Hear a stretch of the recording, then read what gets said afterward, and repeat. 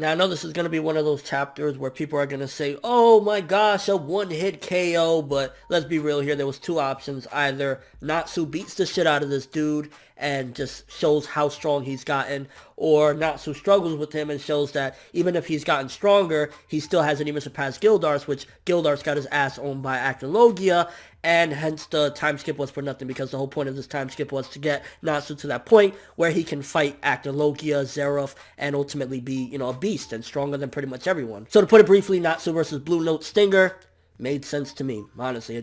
That was the best option we had. If we want to showcase Natsu has grown, he's ultimately gotten a hell of a lot stronger, and he's gotten to, at the very least, Gildarts or beyond, he had to do it that way.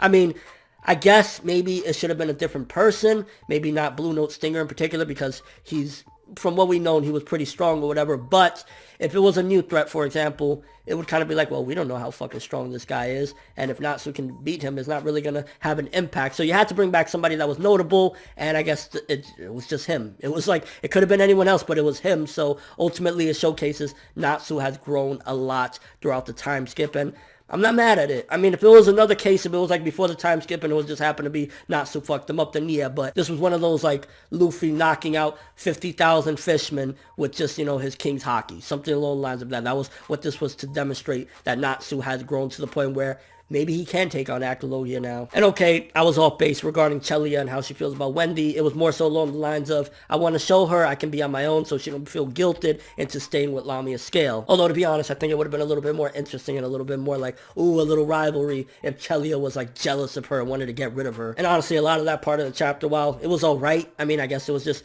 helping to get Wendy back to Fairy Tail and, keep Fairy Tail growing back to what it used to be. Ultimately, I personally, like, just interest-wise, not like anything else, I was just kind of like, I'm looking at two little girls crying and hugging each other, and also I felt very wrong when Natsu blew off Chelia's bra, whatever. I was kind of like, no, Scotty. Because isn't she like roughly the same age as Wendy, maybe a year or two older? And it also revealed as well that at the end of the day, most of these Fairy Tail members, or at the very least Wendy and Carla, they never planned on leaving Fairy Tail for good. So it'll probably be the same for most of the other Fairy Tail members, except I honestly think there's going to be that one that is like, I ain't going back, bruh. So for the most part, good chapter, honestly, showing progression with Natsu and his strength. Again, I know people are going to be salty. They wanted to see Bluenote Stinger go in, and they know how strong he is. But this was a demonstration of Natsu's power, and honestly, I felt that was the best route to do that. If it was another case, I would have said, get the fuck out of here, one hit, but Natsu probably can go up against Actologia. Probably, we'll see. And then also the setup for next chapter, where we're probably going to run into Juvia. She's sad. Only thing I can think of that'll make her become like that again with the crying and, the rain village or whatever.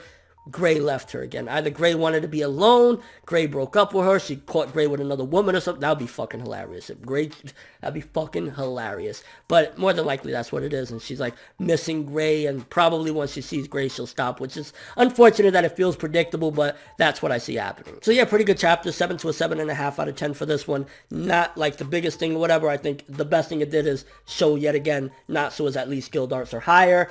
Wendy and Chelia, the separation, didn't really care for it, but it needed to happen, and I think my idea was a little bit more interesting, and the setup for Juvia, so yeah, good stuff. Let me know what you guys think. How do you feel about the Natsu versus Bluenote Stinger? I know there's going to be people saying, fuck that, as pull. People are going to be fine with it. Personally, I'm fine with it. We're close to the chapter, but that's all I have for this review. Thanks for watching. Hope you enjoyed. If you liked anything I had to say or enjoyed the video, drop me a like. I'd greatly appreciate it, and if you haven't subscribed, if you could do so as well, that'd be amazing. I'm ForneverWorld, and as always, people, have an awesome day.